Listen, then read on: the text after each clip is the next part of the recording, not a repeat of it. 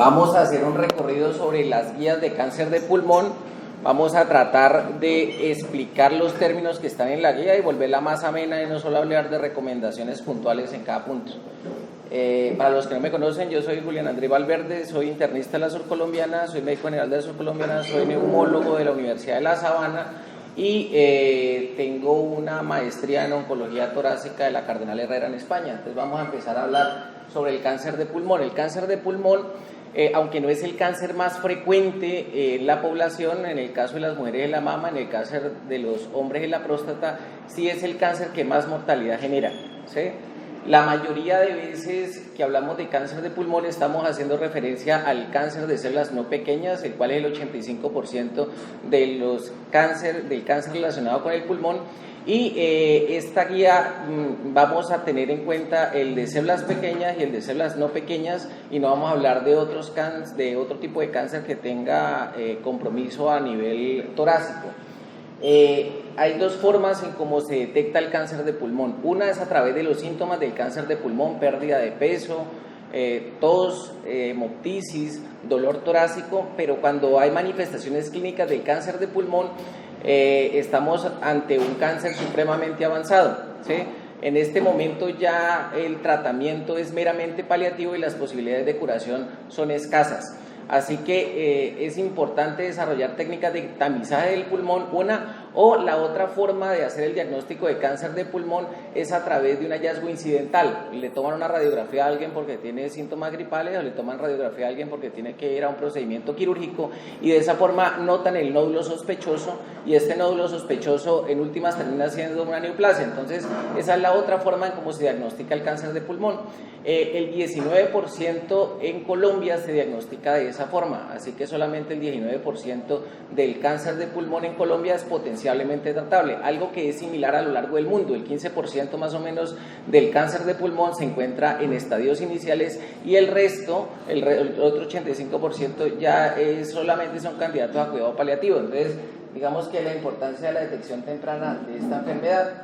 La sobrevida, si bien no es el más frecuente en ambos grupos, la sobrevida del cáncer de pulmón, este es digamos que el tercer puesto a nivel de Colombia en hombres y el quinto puesto a nivel de Colombia en mujeres, sí es el que más, digamos que es uno de los que peor pronóstico tiene. Este es un promedio de la supervivencia en meses, y vemos que cánceres como el de mama o como el de próstata tienen una buena supervivencia. Sin embargo, el caso del cáncer de pulmón tiene una pobre supervivencia, así que es, digamos, de un cáncer muy agresivo y de un pronóstico muy malo.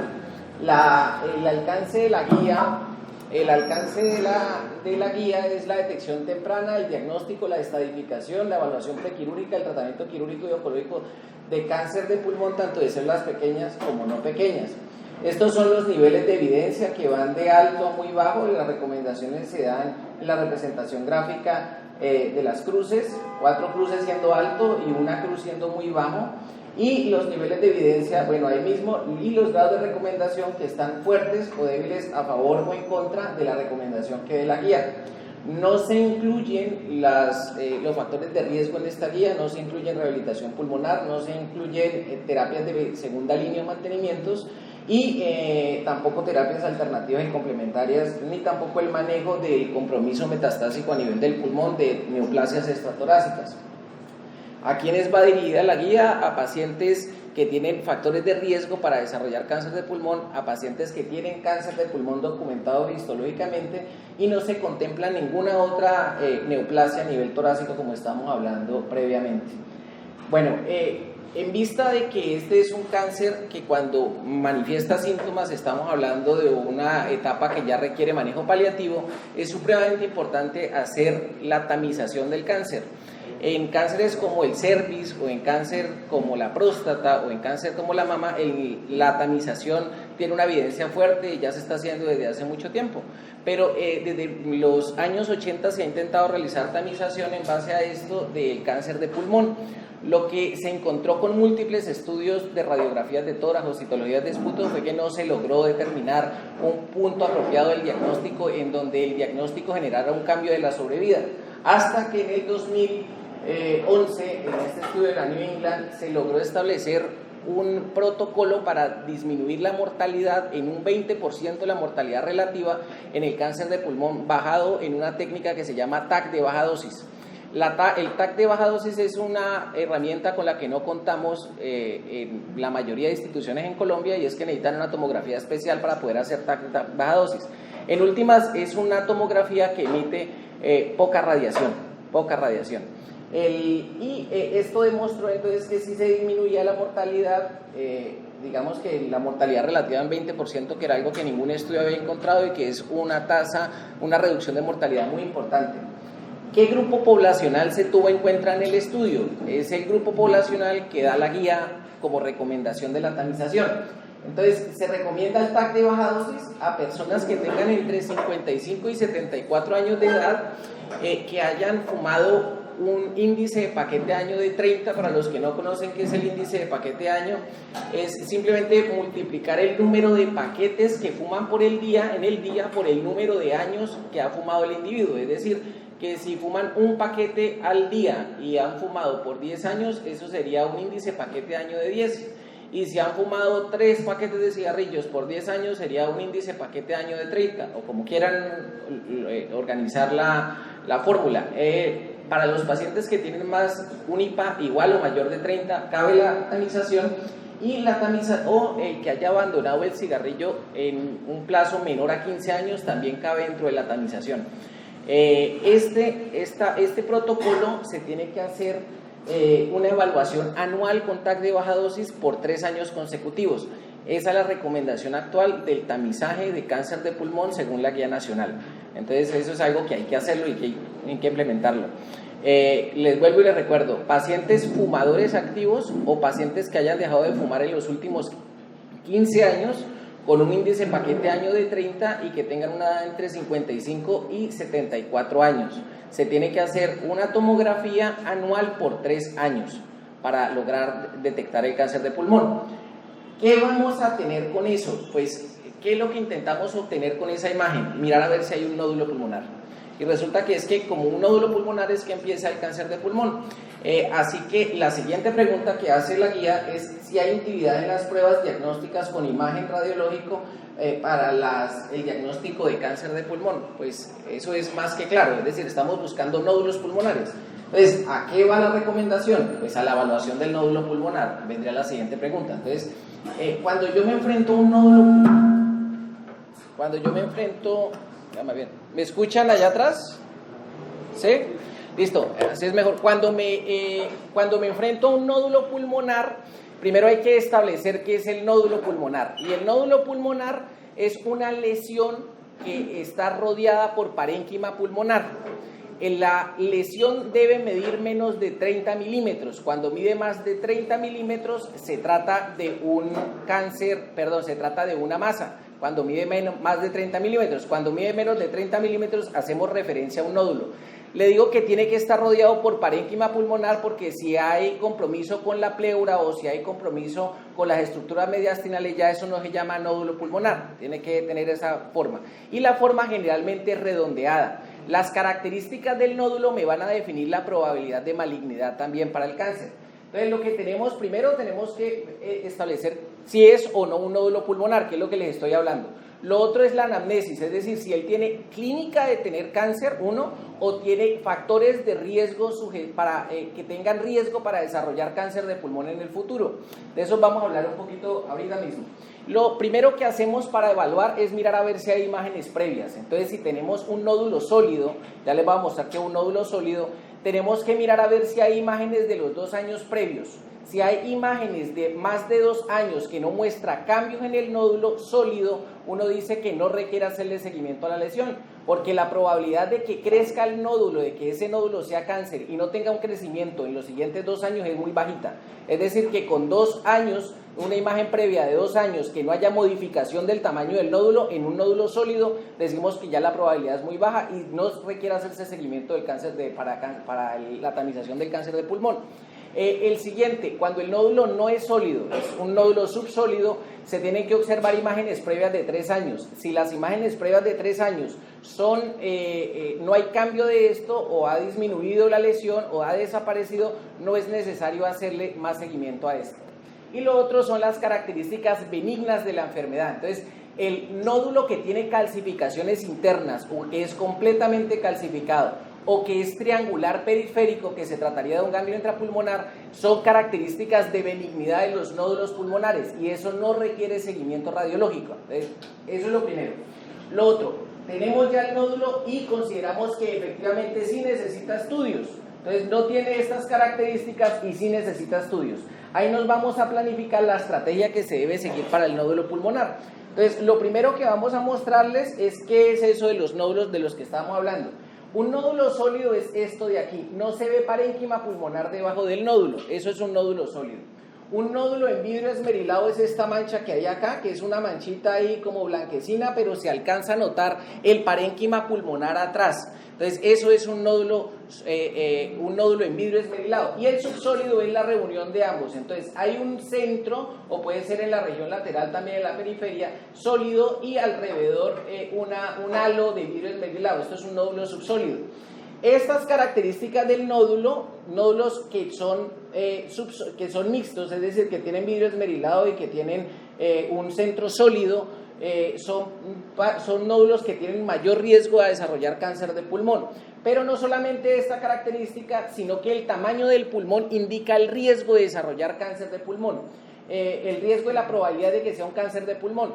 Entonces, nódulos menores de 3 o entre 3 y 7 tienen una baja probabilidad de que se trate de un cáncer de pulmón, pero cuando se sube ya a una medida por arriba de 8, el riesgo se dispara para la probabilidad de que sea un cáncer de pulmón. Y entre más grandes, nódulos por arriba de 30 tienen muchísimo mayor riesgo a que se trate de un cáncer de pulmón. Esta es otra característica del nódulo. Cuando el nódulo tiene espículas, unas rayitas ahí como los rayitos del sol, está en el lóbulo superior y se trata de hombres, el factor de riesgo se aumenta para considerar de que se trate de un cáncer de pulmón la lesión. En base a esto y a que se exponga o que sea un fumador activo, o las características del nódulo. Hay otras características de factores de riesgo diferente al cigarrillo, como el asbesto o como la exposición a materiales radioactivos de la naturaleza como el radón, pero esas son cosas de menor importancia en comparación con algo tan prevalente y con tanto riesgo como la exposición al humo del cigarrillo. Entonces, cuando tenemos esas características, los colocamos en una escala, en un modelo de probabilidad. Estos son modelos bayesianos en donde se trata de establecer la probabilidad de que se trate de un cáncer de pulmón. Este es el modelo que yo más uso, el modelo de la Clínica Mayo. Uno establece la edad del paciente, si fue fumador, si él tiene antecedentes de cáncer, el diámetro, si hay espiculación, si está en el lóbulo superior, y esto me va a dar una probabilidad de que el nódulo sea neoplásico, sea un cáncer de pulmón. Las probabilidades pueden ser una probabilidad alta, esto aquí está inverso, una probabilidad alta para el porcentaje de más del 65% de probabilidad de que sea cáncer de pulmón, la intermedia es entre 5 y 65 y la baja probabilidad es de 5. Cuando tengo estas probabilidades me van a servir para los nódulos que midan más de 8 milímetros. Esos nódulos que miden más de 8 milímetros se tienen que estudiar dependiendo de esta probabilidad. Si son de baja probabilidad, se hace seguimiento radiológico. Si son probabilidades intermedias, se tiene que hacer un seguimiento o se tiene que hacer un examen que se llama PET-scan para establecer si la probabilidad es mayor de que sea un cáncer un cáncer de pulmón o no, y si es alta probabilidad, se tiene que tomar una muestra. Aquí se resume no solamente, así que esta probabilidad está dirigida a los nódulos sólidos. Cuando están de más de 8 milímetros, si es alta la probabilidad, pues se tiene que llevar a biopsia. Si están menores de 8 o si son mayores de 8 milímetros, pero la probabilidad es baja, se tiene que hacer seguimiento radiológico. Si el nódulo es de menos de 8 milímetros, dependiendo del tamaño, si es menos de 4 o si es o si está entre 4 y 6 o si está entre 6 y 8, se tienen que establecer tiempos para las tomas, para la realización de las tomografías. Los nódulos que no son sólidos, que son parcialmente sólidos o son de vidrio esmerilado, son más sencillos. Son nódulos que si crecen en 3 meses o 6 meses, se tienen que llevar a cirugía. ¿Sí? Los nódulos que no crecen o están estables en ese tiempo solamente requieren seguimiento radiológico, e incluso si él no tiene factores de riesgo en un subsólido y no es un tamaño y está por debajo de 5, el seguimiento radiológico tiene que hacer al año. Esto se resume en esta recomendación que da la guía, y básicamente la recomendación que da la guía solo habla de nódulos sólidos, no habla de nódulos subsólidos y solo habla de nódulos que estén por debajo de 8 milímetros. Porque consideran en la guía, están hablando desde alta probabilidad para el nódulo sólido, y los de alta probabilidad se tienen que biopsiar en la guía, y los que están por debajo de esa medida de 8 y son nódulos y tienen alta probabilidad, se les tiene que hacer seguimiento. Entonces, si está entre 6 y 8 milímetros, se tiene que hacer seguimiento radiológico a los 3, 6, 9 y 12. Si hay crecimiento en este tiempo, se considera alta probabilidad del nódulo y hay que obtener una muestra, o ya sea una resección del nódulo o ya sea una biopsia del nódulo. Si los cambios son menores, entonces no está entre 6 y 8, sino que está por debajo de 4, mayor de 4 pero menor de 6, el seguimiento se tiene que hacer cada 6 meses. Y si está por debajo de 4, el seguimiento se tiene que hacer anual. ¿Cuánto tiempo de seguimiento plantea la guía? 24 meses. ¿Por qué? Porque están hablando de nódulos sólidos. Si estuvieran hablando de nódulos y tuviéramos una recomendación en la guía para nódulos subsólidos o nódulos en vidrio esmerilado, el seguimiento hay que hacerlo por 3 años, que es la probabilidad de que se presente crecimiento en esta entidad. Ya sabemos entonces que la lesión radiológica es sugestiva de malignidad, o que ya no hay que hacer seguimiento radiológico, sino que hay que tomar una muestra. Entonces, lo que sigue en el estudio es obtener histología del tejido para mirar a ver si estamos hablando o no de una neoplasia. Hay diferentes formas de obtener. La primera recomendación que hablan de aquí, hablan de la citología de esputo, que no se recomienda en la guía. ¿Pero qué es la citología de esputo? La citología de esputo son baciloscopias, son 3 baciloscopias básicamente, o sea, una muestra de esputo. Eso se manda a patología y se intenta demostrar si hay células tumorales en el esputo. Esta citología de esputo aumenta el rendimiento cuando estamos hablando de masa pulmonar y no de nódulo, cuando la masa es central, cuando el cáncer es escamoso o sea de células pequeñas. O estamos hablando, tiene que ser mayor a 3 muestras o igual a 3 muestras y el aspecto es hemático. Entonces, cuando se dan estas recomendaciones, la citología de esputo tendría un mayor rendimiento. Ya decimos que en la guía no se acepta, pero digamos que hay una circunstancia en la cual uno podría decir, podemos usar la citología de esputo. En un paciente que tiene una avanzada edad con múltiples comorbilidades y vemos que por todas esas condiciones no es candidato a realizar una biopsia de tejido, es decir, a hacer una punción o hacer una broncoscopia o hacer alguna intervención para tomar una muestra, y sabemos que no le vamos a hacer nada al paciente por todas estas cosas, es decir, que no es candidato a manejo paliativo oncológico, es decir, quimioterapia, o a un procedimiento quirúrgico de resección curativo para el cáncer de pulmón, se podría usar esta prueba solamente para documentar que hay citología de esputo positiva, o sea, como para confirmar al paciente y a la familia que efectivamente esa masa que estamos viendo ahí es de un cáncer de pulmón, no para tomar ninguna conducta en particular. Entonces, en vista de que este es un grupo que no es infrecuente, pero que no tiene un carácter curativo, pues la guía simplemente dice que no hay necesidad, no hay recomendación sobre el uso de la citología de esputo. Cuando la lesión es perisférica, es decir, lo que está en el tercio externo del pulmón, se recomienda realizar algo que es, digamos que lo más sencillo y tiene un excelentísimo rendimiento, que es una biopsia transtorácica, es decir, que a través del tórax, por una imagen, ya sea una ecografía o una tomografía, se dirige una punción por aguja gruesa o por aguja fina para tomar una muestra del nódulo o de la masa que quiere evaluar. De esa la forma, tiene un excelente, muy buen rendimiento porque sabe dónde se está puncionando con de la lesión periférica, y esto tiene, digamos que es como el enfoque inicial de la obtención de la muestra histológica en las lesiones periféricas. Cuando definitivamente no se pudo tener una muestra por esta vía, o porque salió negativa, o porque no salió muestra de pulmón, o porque se ha intentado varias veces y no se ha logrado, la otra recomendación es hacer una toracoscopia diagnóstica. La toracoscopia es una cirugía que se hace a través de, ya puede ser video o por visión directa, generalmente es por video, y el objetivo es que a través de una cámara y de unos sitios de inserción de los dispositivos se puede establecer o se puede hacer una cuña de la lesión pulmonar. Cuña es una segmentectomía no anatómica, es decir, es obtener el pedacito en donde está el nódulo pulmonar.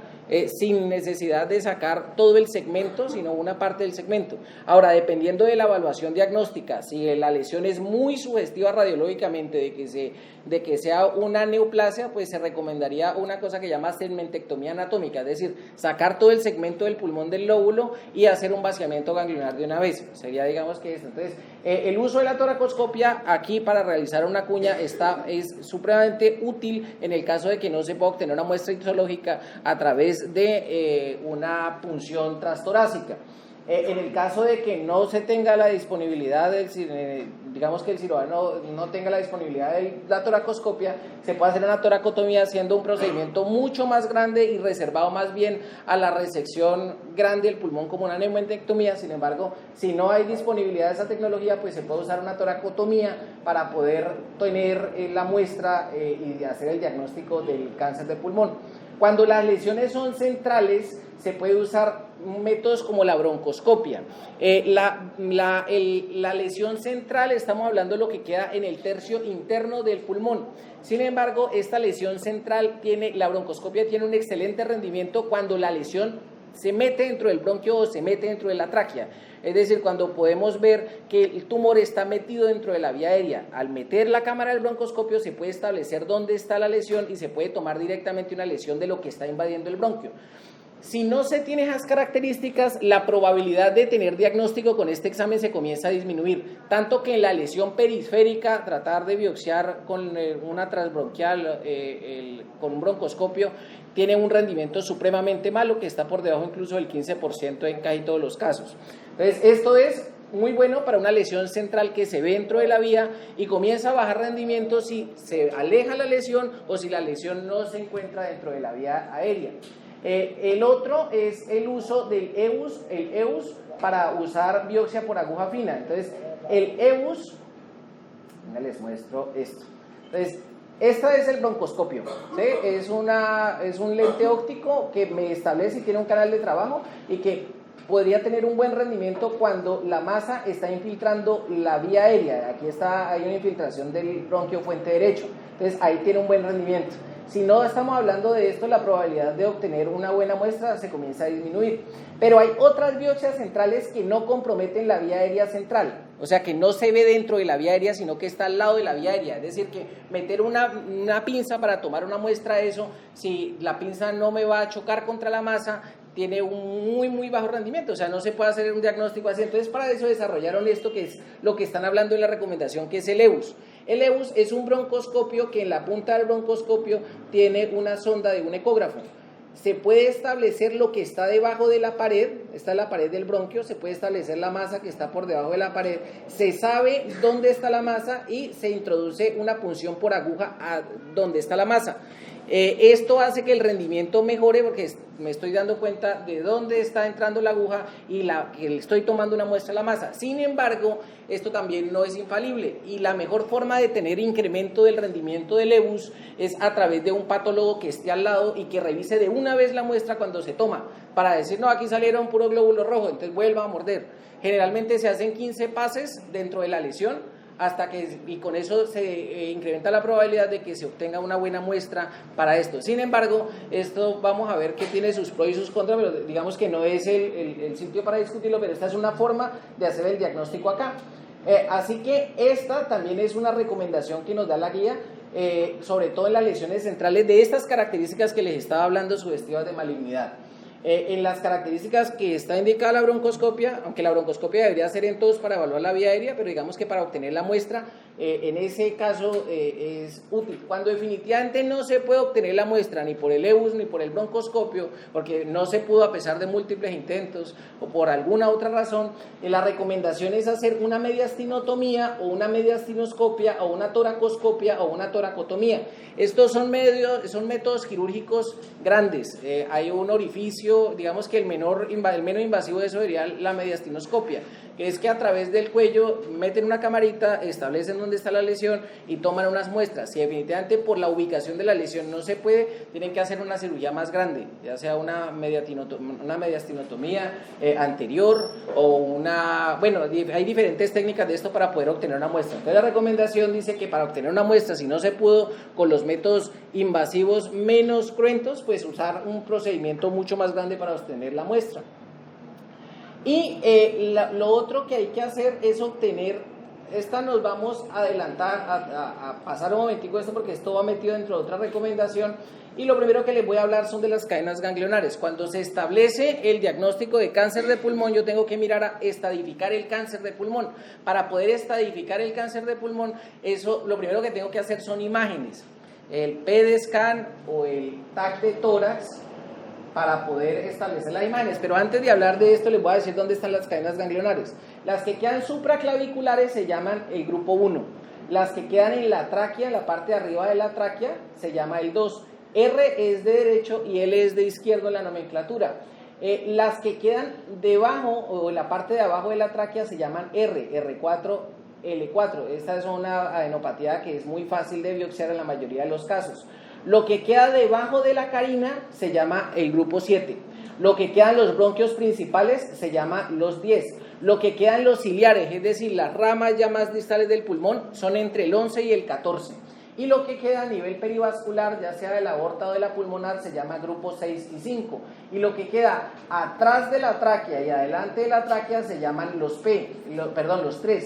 Posterior o anterior. Esas son las cadenas ganglionares, y dependiendo de la ubicación, dependiendo de la imagen, se tiene que obtener una muestra de estas cadenas antes de llevar a cirugía a alguien para establecer si es el estadiaje me da para que sea curativo o simplemente vamos a llevarlo a quimioterapia o a radioterapia y a radioterapia dependiendo de la histología del cáncer. Entonces, esto... así que entramos a la parte de la estadificación. Ya estamos hablando ya sabemos que es cáncer, ya le tomamos una muestra de alguna forma de estos métodos que le mostramos. Entonces vamos a ver qué tan grande o qué tan extendido está el cáncer para establecer el estadiaje y mirar a ver la forma de tratamiento. El estadiaje, para determinar el estadiaje se ha desarrollado un método que se llama el TNM, que eso viene de los años 70, eso ya es viejísimo, y está basado en la experiencia inicial de los cirujanos que demostraron que los pacientes que tenían ciertas características oncológicas de metástasis o de compromiso ganglionar tenían una menor probabilidad. Todo el cáncer tiene esta clasificación. En el cáncer del pulmón tiene una clasificación que ha sido actualizada el año antepasado al octavo comité, la octava recomendación del TNM, el octavo TNM. Entonces, ¿qué tenemos acá? Que se recomienda para el uso de la estadificación el TAC de tórax para establecer el tamaño de la lesión, que es el T, lo grande del tumor, y el N, que son los ganglios que comprometen, o sea, el nódulo, lo de T de tumor, N de nódulos o de ganglios y M de metástasis. Esa es la clasificación que utiliza para esto. Entonces, el TAC es un excelente método, el TAC de tórax extendido a abdomen superior es un excelente método para establecer la estadificación del TNM. Pero por arriba de la tomografía, aunque la recomendación es más débil porque los estudios son de menor tamaño que los del TAC de tórax, sin embargo los estudios que comparan el TAC de tórax contra el PET-scan demuestran que el PET-scan tiene mejor sensibilidad, mejor especificidad y mejores valores predictivos. Entonces es una prueba superior para el establecimiento del cáncer, para el establecimiento y el estadiaje del cáncer de pulmón. Esto resume la recomendación. Entonces, tenemos ya confirmación de que se trata de un CA de pulmón. Vamos a hacer un PET-scan o un TAC para establecer el compromiso N, es decir, el compromiso ganglionar.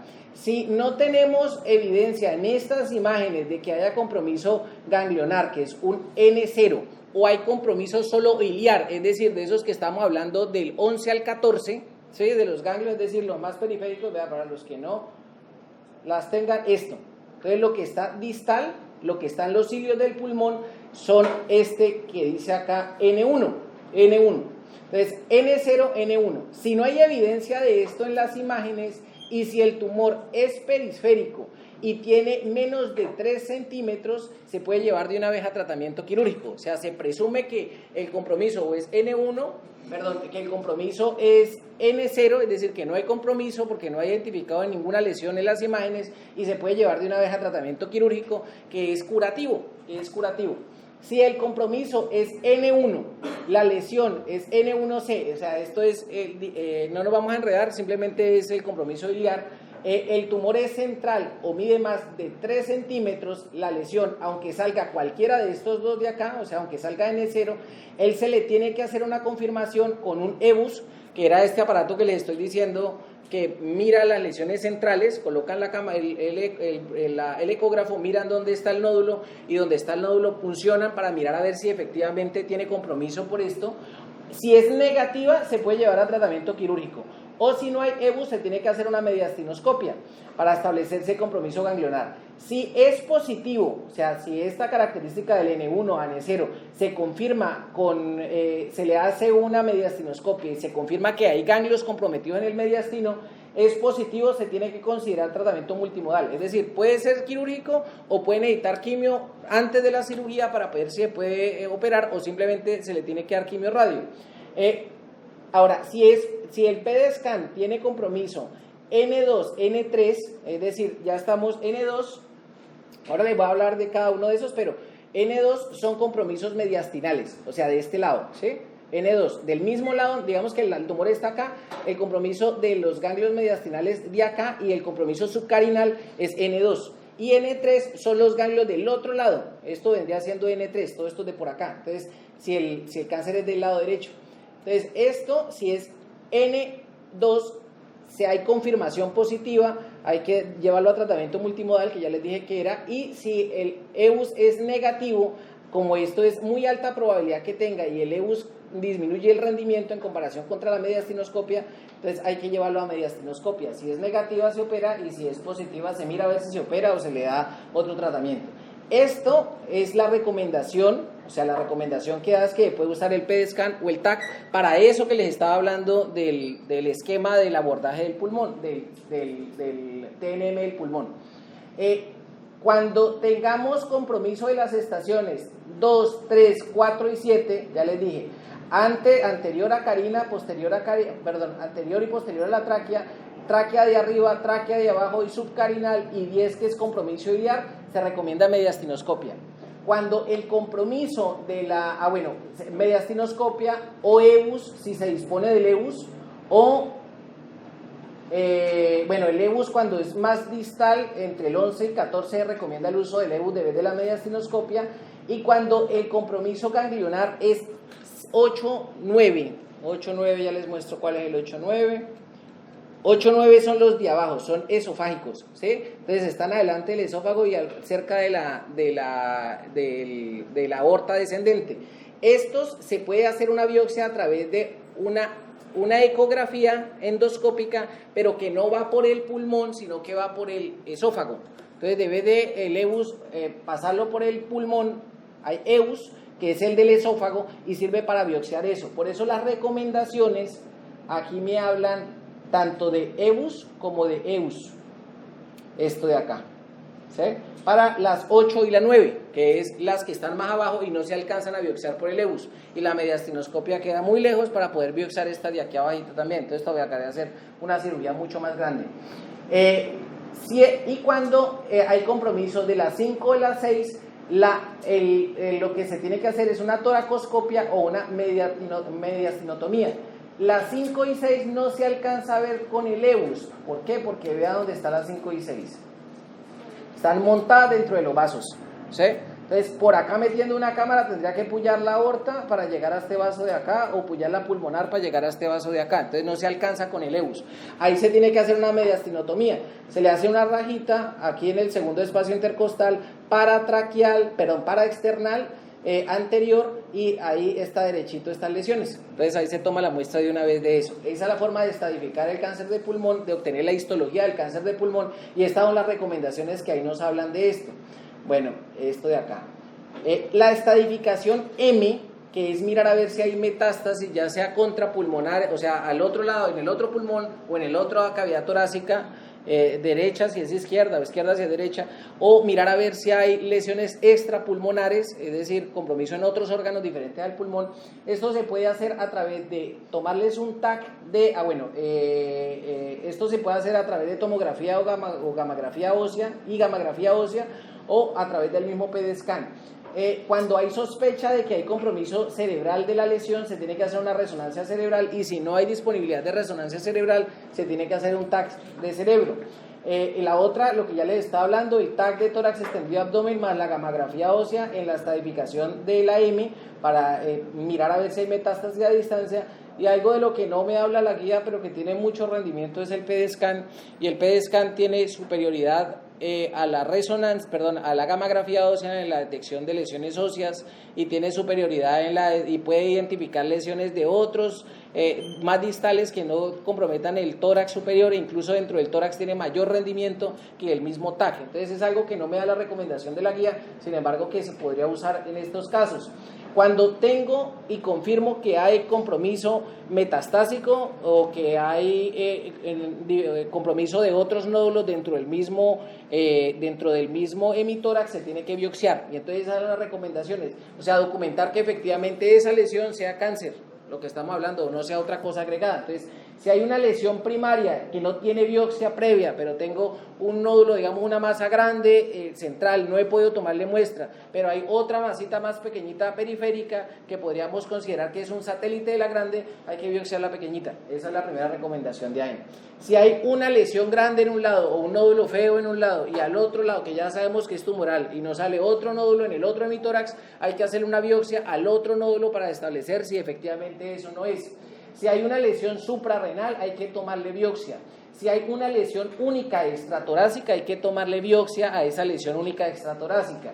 Y si a pesar del tratamiento de quimioterapia y radioterapia, las lesiones sigan creciendo, sobre todo cobra mucha importancia cuando estamos hablando con terapia biológica, para establecer si hay alguna mutación que impida que la terapia biológica le esté haciendo efecto al cáncer y que genere progresión de la enfermedad, o que sea otro primario, porque es que también uno puede tener cáncer de pulmón de diferentes tipos, o sea, uno puede tener un escamocelular y un adeno, otro posterior que sea un adeno, por ejemplo. Hay que tomarle biopsia a ese nódulo, a esa progresión de las lesiones, para establecer si es el mismo, si es otro, si es una mutación, o si hay que establecer otro tipo de terapia. Bueno, y estas pruebas diagnósticas de estadificación en el cáncer de pulmón son las mismas que se utilizan en el célula no pequeña, son las mismas que utilizan para el cáncer de célula pequeña. La biopsia de médula ósea no se recomienda para el diagnóstico de la metástasis del cáncer de pulmón. Entonces ya tenemos que el paciente tiene cáncer de pulmón y ya tenemos que el paciente tiene compromiso o no compromiso ganglionar, pero en este punto van a hablar de los que con esas características pueden ser llevados a cirugía. Entonces listo, ya sabemos que oncológicamente es operable, entonces van a llevarlo a cirugía, pero para llevarlo a cirugía tengo que ver si el paciente me va a aguantar una neumonectomía o una lobectomía, y generalmente estos pacientes, como han fumado muchísimo, entonces tienen EPOC. Entonces, si el señor tiene EPOC, si se va a aguantar la sacada de un pulmón, o si se va a sacarla, o si se va a aguantar la sacada de medio pulmón. Entonces, para establecer si están en condiciones de llevarlos a hacer un procedimiento tan grande como esto y tan cruento, hay que saber si la reserva funcional pulmonar va a aguantar en el posquirúrgico, o se va a quedar pegado a un ventilador, o simplemente va a seguir en falla ventilatoria crónica y se va a morir porque le sacamos el único pulmón que le estaba hirviendo, digámoslo. Entonces, hay que mirar a ver qué le vamos a hacer, si le vamos a hacer una neumonectomía, que es sacar todo el pulmón, o hacer una lobectomía, que es sacar un lóbulo pulmonar. Entonces, si yo le voy a sacar el pulmón, tengo que hacerle una gamografía pulmonar, y tengo que mirar a ver cuál es el porcentaje en que un pulmón está sirviendo en comparación al otro. Es decir, por ejemplo, el pulmón derecho es el 60% de la función del pulmón, y el pulmón izquierdo es el 40% de la función. Si yo le saco el izquierdo, que es 40, yo ya sé que me va a quedar con 60. Entonces, aquí es fácil, porque él me va a decir con cuánto me va a quedar de pulmón. El BEF1, lo que se intenta buscar es la función del pulmón postoperatoria, que es esto de acá. Y en realidad la guía solo hace referencia al BEF1, pero hay que hacer referencia no solo al BEF1, sino a la difusión. Entonces hay que hacer las dos, difusión y espirometría, para establecer si alguien es candidato, se va a aguantar el procedimiento quirúrgico de curativo. Entonces el BEF1 lo que se establece es el porcentaje del pulmón que va a quedar, es decir, del 100% de la funcionalidad del pulmón. Si yo voy a perder el 40%, el 50%, pues me va a quedar, digamos que va a perder el 50%, que están iguales los pulmones. Entonces, lo que me da aquí es 0.5. 1 menos la mitad del pulmón sería 0.5 multiplicado por el BEF actual de la espirometría. Si el señor tiene 80% de BEF1, me va a quedar el 40% de BEF1. Entonces, ahorita vamos a hablar si eso es suficiente o no para poder llevar a alguien a cirugía. Y lo otro, esta es fácil porque es simplemente una resta. ¿Qué me va a quedar? Va a quedar el derecho, entonces me quedo con el izquierdo y el izquierdo es tanto. Ahí sabemos qué tanta funcionalidad voy a tener. Si le voy a hacer una lobectomía, esta es una ecuación para poder establecer qué tanto BEF1 o qué tanta difusión postquirúrgica voy a tener. Esto se establece, entonces tengo que tener la prueba del BEF1, es decir, la espirometría o la difusión, y resulta que los segmentos del pulmón son 19 segmentos, y digamos que le voy a sacar el lóbulo superior derecho, que son 3 segmentos, entonces serían, lo que me voy a quedar son con 17 segmentos del pulmón, ¿no es cierto? Porque le voy a sacar 3 a 19. Si me quedo con eso es como el 85% de la función del pulmón. Multiplico eso por los valores de la difusión o la espirometría y eso me va a dar la cantidad con la que va a quedar. Entonces, si yo tengo un BEF1 del 100%, cosa que no voy a encontrar en esta gente que tiene cáncer de pulmón, me va a quedar con el 85% de la función. Y de esta forma, con esta ecuación, que es lo que les estoy diciendo, es con lo que se establece la función pulmonar postquirúrgica, ¿sí? Entonces, ahora, ¿qué voy a hacer con eso? Pues voy a mirar si se puede operar o no se puede operar. Si la función postquirúrgica está el BEF1, la difusión, por arriba del 60%, se considera que es un bajo riesgo quirúrgico y se puede llevar a cirugía. Esto es la mayoría de los que no. O sea, esto es como lo raro. Generalmente él tiene, cuando uno lo empieza a ver, ya tienen por debajo del 60% que tiene un EPOC, y el EPOC el que tiene más riesgo con cáncer de pulmón es el enfisema. Es decir, harto enfisema genera harto riesgo de probabilidad de cáncer de pulmón. Cero enfisema, EPOC bronquítico, genera poco riesgo de cáncer, pues genera riesgo porque fumó, pero es menor al riesgo del enfisema. Entonces, estos pacientes generalmente tienen una función pulmonar disminuida. Si yo me voy a quedar con más del 60% de la función pulmonar, no hay problema, lo pueden operar. Si yo me voy a quedar con menos del 30%, el riesgo es alto. Y para establecer la posibilidad de que lo tenga que llevar, le tengo que hacer otro examen que se llama ergoespirometría, que es algo con lo que no contamos aquí en Neiva para hacer esto. Entonces, estos pacientes, para mirar sí o no, sí, se le debería hacer una ergoespirometría en una ciudad en donde tengamos ergoespirometría. La ergoespirometría me sirve para saber el consumo máximo de oxígeno. Y el consumo máximo de oxígeno me va a decir que si el consumo es por debajo de 10, no se puede llevar a cirugía, porque la probabilidad de que quede pegado a un ventilador o falla ventilatoria crónica es muy alta y se va a morir antes de que lo mate el cáncer de pulmón, porque va a quedar ahogado el señor y va a hacer insuficiencia respiratoria que no se va a poder liberar de nada. Entonces, a ese no se va a llevar a cirugía, aunque tenga condiciones de resacabilidad del tumor, no se puede llevar a cirugía. Y lo más común es que queden entre 60 y 30. Entonces, hay dos formas de establecer si se puede llevar o no a cirugía. Hay un test que se llama el Chul test, que tampoco no se hace acá, y el Chul test es que los ponen a caminar con una alarma que cada vez que suene la alarmita, ellos tienen que acelerar el paso. Si caminan más de 400 metros en ese test que se llama el Chul test, se pueden llevar a cirugía. O si pueden subir más de 6 pisos en una escalera. Entonces, esa sería la otra. Lo que pasa es que ahí no nos dice qué tan grande tiene que ser el escalón, qué tan grande tiene que ser el espacio en donde uno descansa de la escalera a la escalera y en qué tanto tiempo tiene que subir a los 7 pisos, los 6 pisos. Entonces, eso es algo que está estadificado, pero es algo que se puede usar si no tenemos ninguna otra prueba para mirar a ver si él logra subir eso, pues se puede operar y se aguanta una cirugía. Cuando no tengo esto o cuando esto me sale dudoso, tengo que llevarlo a hacer una ergoespirometría. Es decir, que una recomendación en caso de que nosotros no tengamos esto sería llevarlos todos a la ergoespirometría para mirar a ver si tienen condiciones para aguantarse la cirugía, que sería el siguiente paso de eso. Entonces, listo, se puede operar este señor a nivel pulmonar. Tengo que completar otros estudios, dependiendo de lo que le vea, función cardíaca, entonces tengo que tener una perfusión o un ecocardiograma, tengo que tener un electrocardiograma y tengo que tener gases arteriales. Y estas son las recomendaciones que siguen en la guía de ahí. de hacer una o hacer la otra. Entonces ahí está esa, ahí está lo de la perfusión. Listo, el paciente se puede llevar a cirugía. Entonces, ¿qué cirugía le van a hacer al cáncer de pulmón? Que es la siguiente recomendación de la guía. ¿Cuál es el tratamiento más efectivo para el cáncer de pulmón de célula no pequeña elegible a cirugía?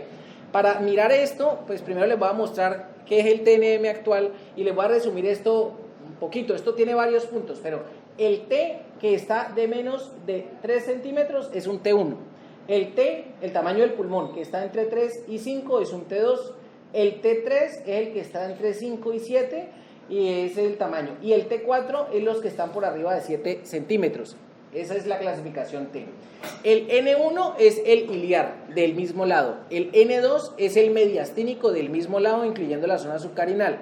Y el N3 son los ganglios que están contralaterales. Entonces, esto es el N3. El M es las metástasis que están M1A en el otro hemitórax. M1B es el que tiene una metástasis extratorácica única y el M1C son los que tienen varias metástasis extratorácicas. Entonces, esto es el TNM. Yo combino todo esto y me dan me dan los estadios. Entonces, si yo tengo un N1, un T1, es decir, menos de 3, y no tengo nódulo, eso se llama un 1A. Y si yo tengo metástasis múltiples, sea cual sea la clasificación N, voy a tener un 4B. Y las combinaciones que aquí están, en resumidas cuentas, para hacer esto más fácil, más entendible. Si yo tengo un N2, eso se llama un 3B. Y lo que quede por debajo de N2, si no hay metástasis extrapulmonares, está por debajo de 3B. Entonces, vea, 3B, N2. ¿Sí ves? 3B, N2. Lo que quede por debajo de 3B es operable. Lo que esté por arriba de 3B no es operable. Lo que quede en 3B, que hay compromiso N2, se le tiene que hacer terapia neoayudante, es decir, se le tiene que dar quimioterapia, y si mejora con la quimioterapia, si al volver a estadificar con imágenes mejoró, entonces se puede operar. Si el paciente no mejora con el N2 positivo, es decir, el ganglio mediastinal, con la quimioterapia no es quirúrgico, y así se resume los pacientes que van a ser llevados a cirugía o no van a ser llevados a cirugía con esta cosa. Entonces, el punto clave de esto es el N2. N2 positivo, mejora con quimioterapia, se lleva a cirugía. N2 negativo, se lleva a cirugía. N2 positivo, que tenga compromiso, N2 positivo, que tenga compromiso, que no responda a quimioterapia, no se lleva a cirugía. Y de ahí para arriba, N3, metástasis, no se puede llevar a cirugía. En eso se resume los que van a ser llevados. ¿Qué recomienda? Una lobectomía con vaciamiento mediastinal. Es decir, a pesar de que él solo esté en un segmento, se le saca todo el lóbulo. Entonces, generalmente lo que la ecuación esta que estoy montando, tengo que mirar es qué lóbulo le voy a sacar. A veces las lesiones están entre dos lóbulos. Entonces, lóbulo superior y lóbulo medio. Entonces, tiene que ser una bilobectomía. Se va este y el otro lóbulo. O a veces el medio y el inferior. Bueno, eso depende de lo que encontremos ahí. Si él tiene criterios de resacabilidad, que es esto que le estamos hablando de la clasificación TNM, y si la operabilidad se puede porque él se va a aguantar la cirugía, entonces se lleva a cirugía. ¿Qué cirugía? Una lobectomía con vaciamiento mediastinal. Eso es lo que tiene que hacer para este.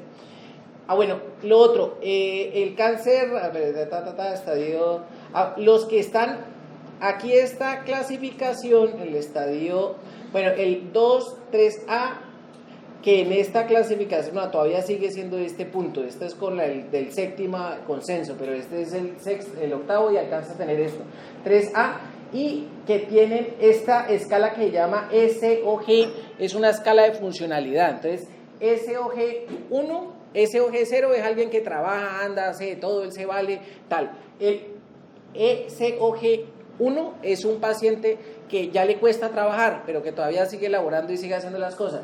Este 2 es alguien que ya no puede trabajar, pero que él se puede medio valer por él mismo. Entonces se puede bañar, se puede vestir, se puede andar dentro de la casa, hacer cosas, pero no puede trabajar porque ya no la deja la enfermedad. Entonces, estos pacientes que tienen estas características, después de la cirugía, se pueden llevar a quimioterapia o a quimioterapia o radioterapia. Pero no, esta recomendación, la recomendación está como rara, porque vea, lo que dice acá es que a los que tienen 2, 3A y 3AN2, que sería la nueva clasificación 3B, tienen que llevarse a radio o quimioterapia preoperatoria. En realidad, los que tienen que llevar a quimio y radioterapia preoperatoria es el 3B para la cosa esta. Estos se deberían llevar a quimioterapia adyuvante, es decir, después de la cirugía, los que tienen 1B para arriba hasta el 3B se tienen que llevar a quimio adyuvante, a quimio radioayudante. Bueno, de esto vamos a hablar ahorita. La toracoscopia, ¿cómo se va a hacer la cirugía? O con cirugía toracoscópica o con cirugía abierta. Si una es mejor que la otra, no. Eso depende de la pericia que tenga el cirujano o para hacer la lobectomía por la toracoscopia o para abrirlo para hacer la toracoscopia. Lo que se sabe es que la cirugía toracoscópica no fue tan bien, o sea, si sirve para otras cosas infecciosas y otras lobectomías no tumorales, para la tumoral no ha pegado tan duro. Entonces la mayoría de los cirujanos sigue haciendo eso abierto. Y hay otra tecnología de la que aquí no están hablando en la guía, que se llama la cirugía robótica. Entonces la cirugía robótica es como una videotoracoscopia, pero que las manos del cirujano no están con el paciente, incluso no están ni en el mismo lado en donde está el paciente, sino que se meten como dentro de una capsulita, dentro de un monitor, y ellos están operando a través de una visión por cámara que la da el dispositivo, y eso permite que se mejore una limitante que no tiene la toracoscopia, que es la tridimensionalidad. Entonces, en la toracoscopia yo veo las cosas en 2 dimensiones, la profundidad es difícil y por eso es complicado a veces hacer que le metan a la lobectomía con vaciamiento ganglionar, por eso prefieren abierto, pero la cirugía robótica al parecer va a mejorar ese punto, o hay eso, pero sin embargo no hay estudios que digan que sea superior una que la otra. Y bueno, la cirugía, si no es toracoscopia, pues es abierta. Las recomendaciones del tratamiento ayudante en cáncer de pulmón. Entonces hay una cosa que se llama neoayudante, que es que le dan quimio antes de operarlo, y adyuvante es que le dan quimio después de operarlo. Entonces esto se utiliza, el 1A no necesita ayudante, el 1A se opera y se acabó. Del 1B para arriba sí necesitan ayudante. Entonces la recomendación es que tiene que dar de 1B a 3B en tumores que son de más de 4 centímetros y que tienen una funcionalidad que no está tan comprometida. Y la cirugía es R0. Entonces, ¿qué es cirugía R0? Es que no se vio residuo del cáncer de la cirugía. O sea, que tanto macroscópico como microscópico no hay evidencia de cáncer. Eso es R0. R1 es que en la patología dice que hay compromiso todavía del cáncer, pero macroscópicamente no se vio. Y R2 es cuando el cirujano no pudo sacar toda la pieza, que hay compromiso tumoral, y lo que quede del tumor macroscópico se llama R2. Entonces, en el R0 tiene indicado el uso de quimio y radio. La solo radioterapia no es utilizada, eso tiene que ir de la mano a la quimioterapia. Entonces la quimioterapia y la radioterapia es lo que se tiene que hacer tanto, esto es lo de la radioterapia. Entonces la recomendación que dice la radioterapia ayudante que va con quimioterapia es que está indicado para células no pequeñas estadios 1A, la funcionalidad adecuada R1 o R2, es decir, que quedó restos del tumor microscópico o macroscópicos, que los márgenes son positivos y que es imposible volverlo a llevar a un procedimiento quirúrgico. Y se recomienda esta técnica que se llama 3D, CRT y MRT. Esto es radioterapia con radioterapia actual. Entonces, ¿qué es eso? Que localizan el tamaño de la lesión para que la radiación quede encima de la lesión, o sea, quede en la lesión, que tratar de no comprometer los bordes externos de tejidos que son funcionales, sobre todo el pulmón, que no lo vayan a incrementar la posibilidad de neumonitis por radiación. Y lo otro, que es el IMRT, es que él calculan dónde está, como uno respira y el tumor se desplaza para arriba o para abajo en la camilla, porque usted está moviendo el pecho. Esta tecnología lo que permite es que calcula el momento en el ciclo respiratorio en donde administrar la radiación. Entonces es como una radioterapia localizada para poder que la mayor radiación caiga donde tenga que caer. Ese es el sistema de esto. La quimioterapia se puede hacer concomitante, es decir, darle quimioterapia y radioterapia en la adyuvancia, o secuencial, con esas mismas características que habíamos nombrado previamente. La quimioterapia para la adyuvancia se tiene que hacer basada en platino y etopósido, y más la radioterapia. Esto es importante porque para la adyuvancia no se utiliza la terapia biológica. Es decir, las nuevas terapias del cáncer de pulmón no caen en la adyuvancia, caen en los pacientes que no pueden llevar a cirugía, es decir, unos 3B y los 4 son los que requieren terapia biológica. Para la adyuvancia se necesita la quimioterapia convencional, la basada en platino y etopósido y la radioterapia. Entonces, esto, lo que le estaba hablando, esto no sirve para, que es los blancos de la terapia biológica, son los inhibidores de la tirosinquinasa, no sirven para la adyuvancia, sirven para el tratamiento de cáncer avanzado que no fue llevado a intervención quirúrgica. Entonces, ¿cuál es el principal punto del tratamiento ya para los que no son quirúrgicos, para los 3B que no respondieron y para los 4? Ellos comienzan a hablar, esta es una guía que se hizo un poquito antes del boom, la nacional, la del 2014, un poquito antes del boom generalizado de la terapia biológica. Pero digamos que si esto tiene validez si los marcadores salieron negativos, ¿sí? Que digamos que también viene siendo la mayoría de gente que tiene marcadores negativos para blancos de genes direccionales, de genes conduccionales.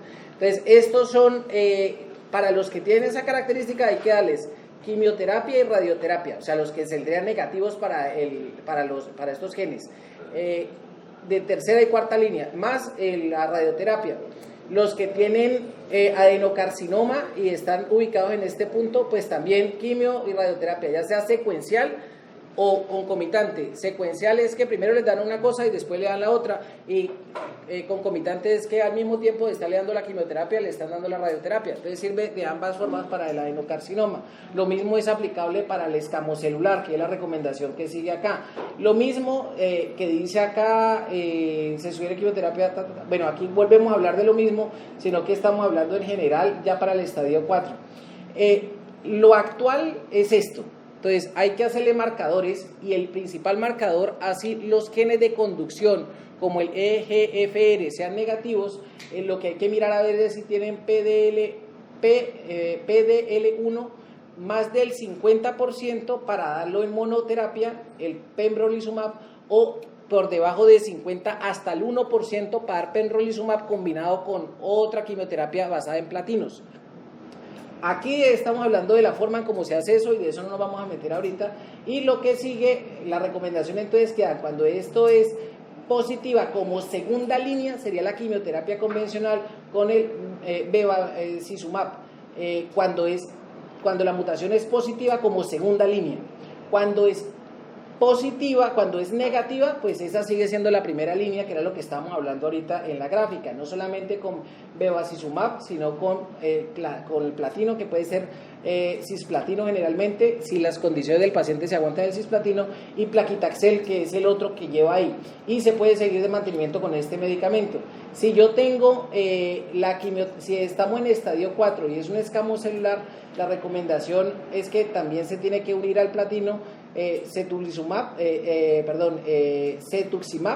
para el tratamiento en este caso. Y si tengo positivos los receptores, ahí es donde van los inhibidores de la tirosinquinasa.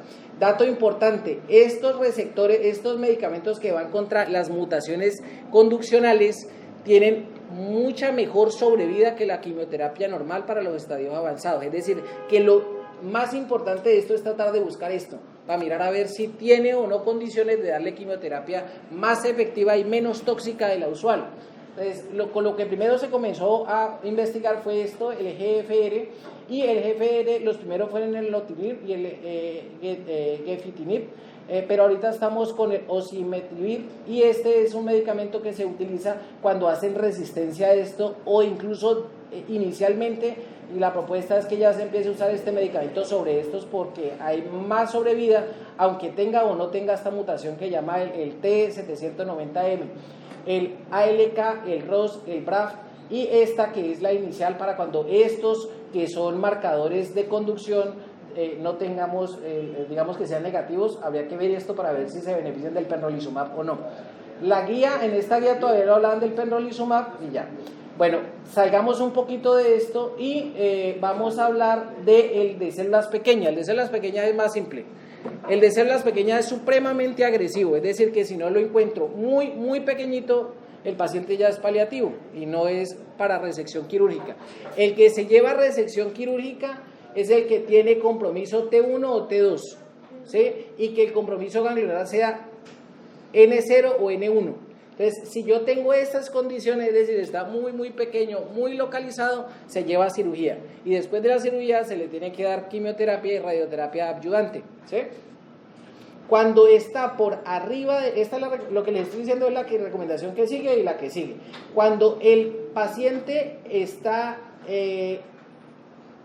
por arriba del T2 o del N1, ya no se opera en el de células pequeñas, sino que se tiene que llevar a quimioterapia, no quimio y radio, quimioterapia. Y si él responde a la quimioterapia, es decir, se disminuye la masa, hay que hacerle radioterapia profiláctica a nivel del sistema nervioso central. La probabilidad de metástasis al cerebro de este cáncer es altísimo. Entonces, a pesar de que no veamos nada en el cerebro, hay que darle radioterapia de una vez, profiláctica. Entonces se le da radioterapia profiláctica en este tipo de cáncer al cerebro, a pesar de que no tengan una imagen, y a los que respondan a la quimioterapia, porque los que no se van a morir antes y muy rápido, porque es un cáncer supremamente agresivo. Entonces este es el de célula pequeña. Y lo del cuidado paliativo, la recomendación que hace la guía del cuidado paliativo es muy pequeñita. Ellos dicen que los pacientes que tengan cáncer de pulmón sintomáticos, es decir, estadios avanzados por definición, pues tienen que tener valoración por cuidado paliativo para tratar de mejorar estos síntomas: fatiga, pérdida de peso, hiporexia, astenia, anemia, insomnio, alteración del estado de ánimo, depresión. Esto se tiene que hacer en un manejo multidisciplinario para abordar este tipo de pacientes. Y esto, en resumidas cuentas, es la guía de manejo del cáncer de pulmón.